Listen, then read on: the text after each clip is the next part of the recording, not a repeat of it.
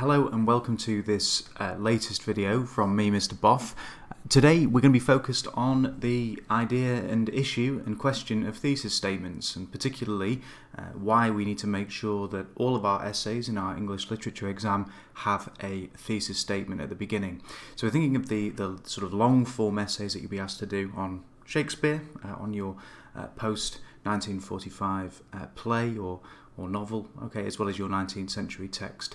And the thesis statement is very, very important in that it shapes your entire essay. And so really what we're going to try and do today is just drill down into what makes for a good thesis statement, what are some of the issues that people sometimes come up against, and of course the thorny issue of actually how do you write one of the things. So that's exactly what we're going to be looking at. The first thing we need to do obviously is define it. We're going to have a good look at one that I've written beforehand. I actually produced this when my class were writing a Macbeth essay. The focus was on the character of Banquo. So although this has been Macbeth focused, like some of my earlier videos, the first couple of videos were focused specifically on the Macbeth extract, this really does apply to all of your literature essays.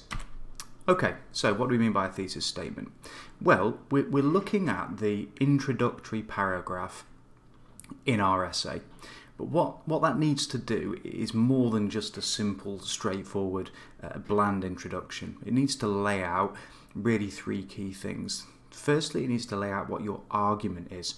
You know, an essay, and a thesis statement specifically, is making some kind of claim, okay? You're making an argument, whether it's about a theme or a character or a relationship between two characters. What's your claim about that character or the relationship or the theme?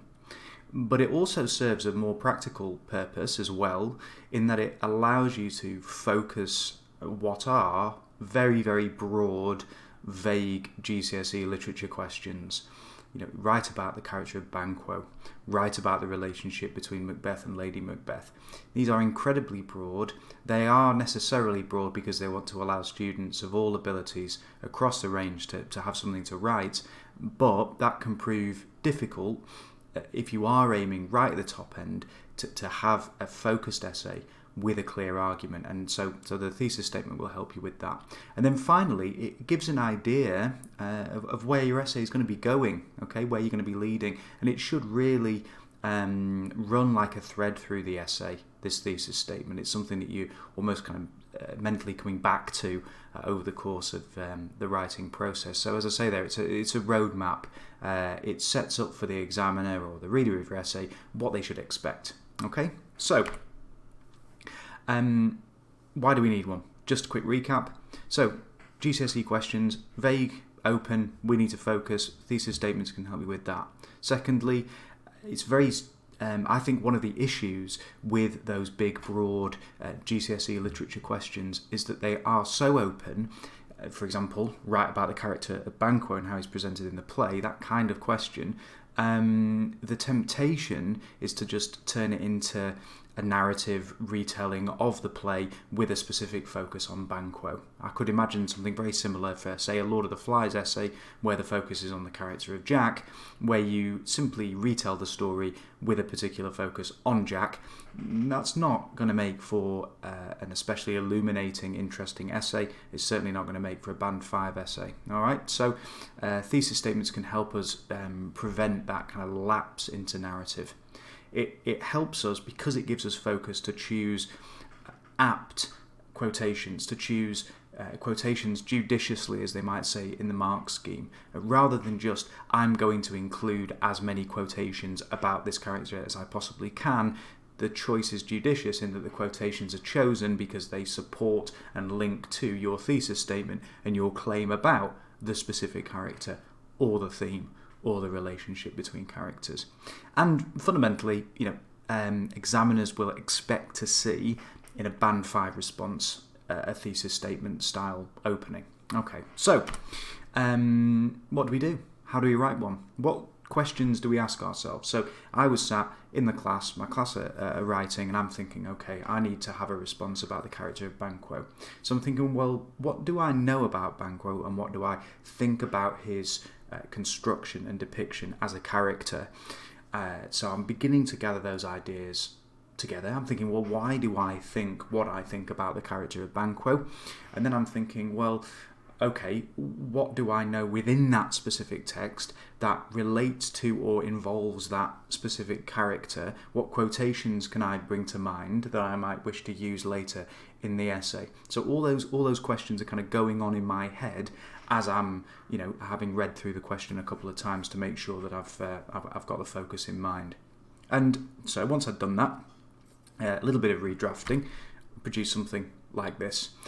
And so what I would recommend now is, you certainly don't need me reading it out to you, so what I'd recommend is that you pause, have a quick read through, okay, and just consider, well, what's going on here, why is this constructed in a particular sort of way. Now, what I had in mind were a couple of things. I wanted to think about Banquo, broadly speaking, at the beginning of the play as he's presented. I wanted to think about some key points of difference between Banquo and Macbeth, given their closeness, certainly at the start of the play and fairly far into it. And then, of course, I wanted to deal with the issue of the prophecies as they apply to Banquo and why that makes Macbeth seem as a threat. And obviously, that's one of the crucial reasons why Macbeth has him murdered. All right, so I wanted to sort of capture all of that, not beginning to unpick language or exploring specific quotations, but just have that broad sense of understanding about Banquo, while at the same time thinking deeply about him as a character, how he's presented to us by Shakespeare.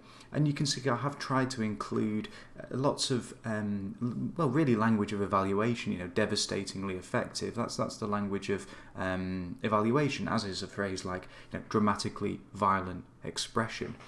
I've tried to also connect it to some of the big ideas and concerns and issues within the play. So, mentioning tragic hamartia, thinking about the idea of sort of skepticism and the idea that the Banquo is perhaps more perceptive and recognises, as I've said there, the deceitful equivocations of the witches in a way that the rapt, ambitious, almost kind of he's like a void, isn't he, really, in terms of his ambition. The way that Macbeth reacts to the witches is obviously strikingly different to Banquo.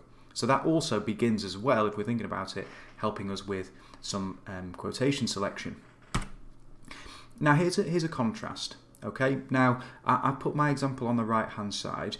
On the left hand side is your very, very typical student opener.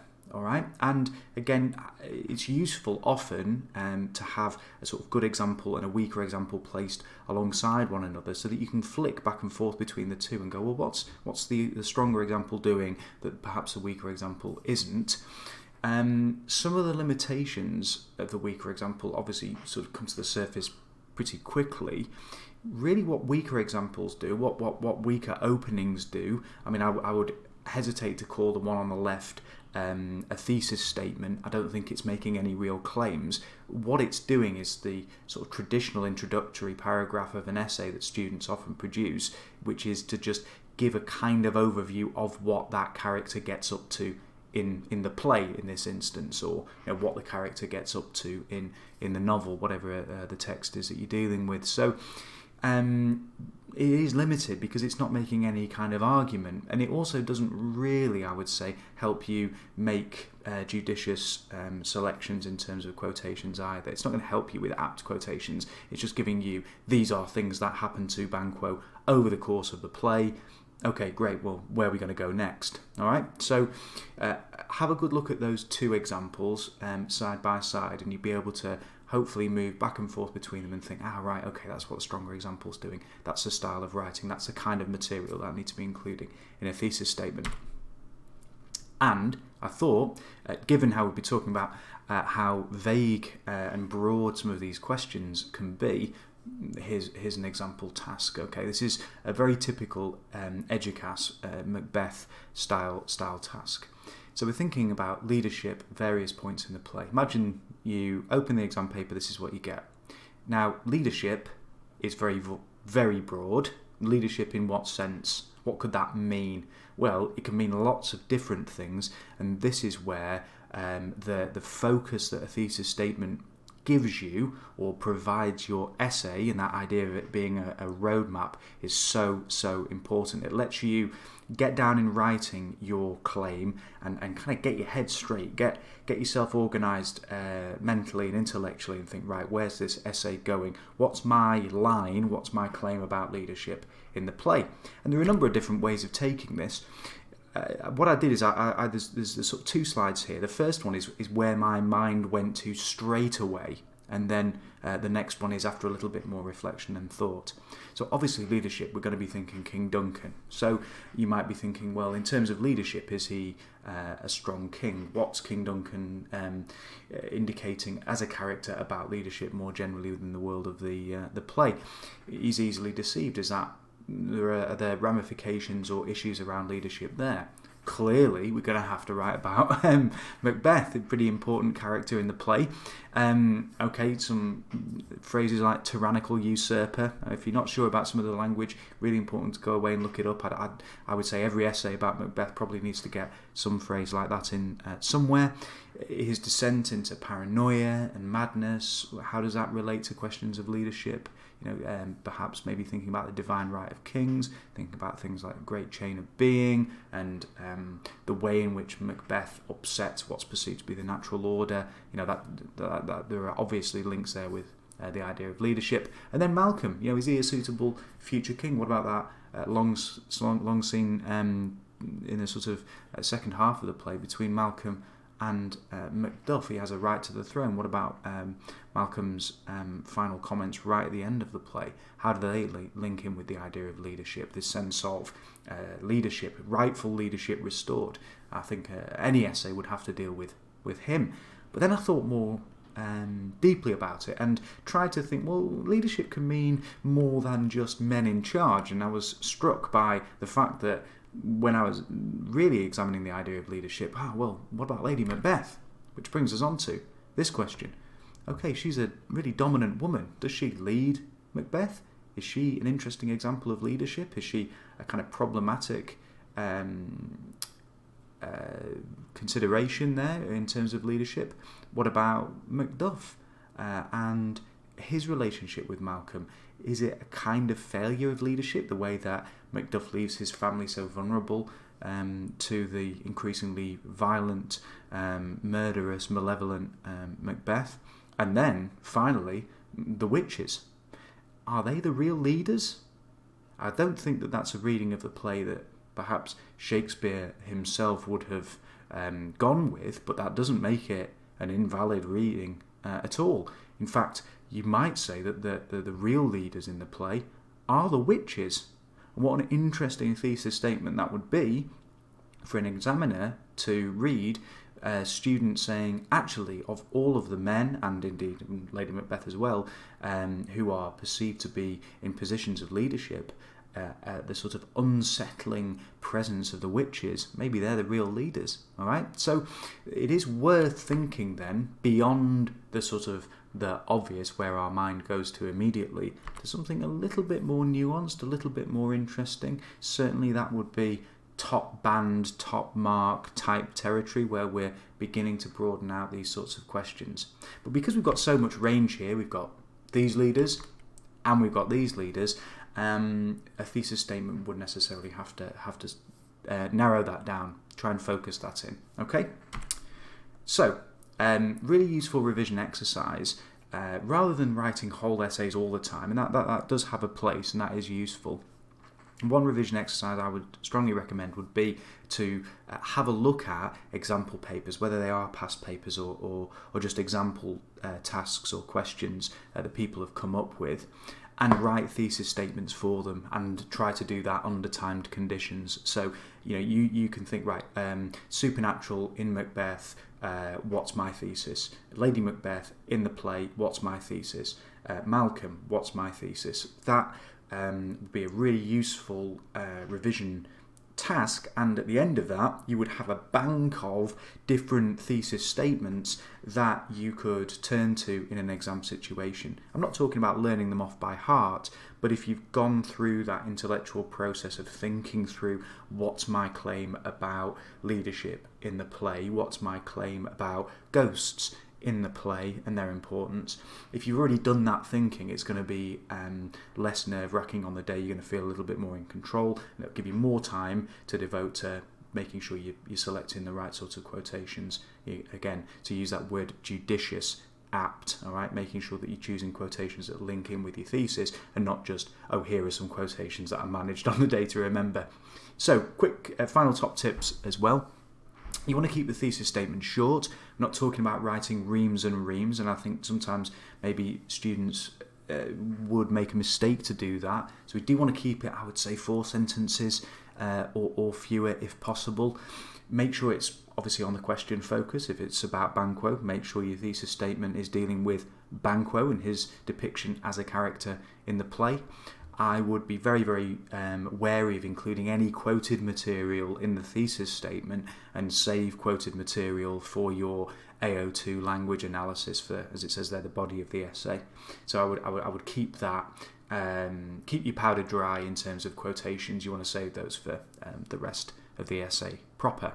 And then finally, you do want to connect your thesis statement, and you will necessarily have to. You want to connect your thesis statement to some of the big questions and themes, and as it says there, ideas and concerns of the play or the novel or whatever it is that you're writing about. Okay, you want to make sure that you give you a sort of overall understanding, but that needs to be connected to, for example, with Banquo, the idea of equivocation, the idea of clear-sightedness, the idea of the kind of skeptical wariness and recognition of the deceitfulness of the witches. All of these are interesting questions that link in with big themes within the play around reality and ambiguity and deceit and deception and all these sorts of things. So connecting all of that together within your thesis statement, I think is going to be absolutely key.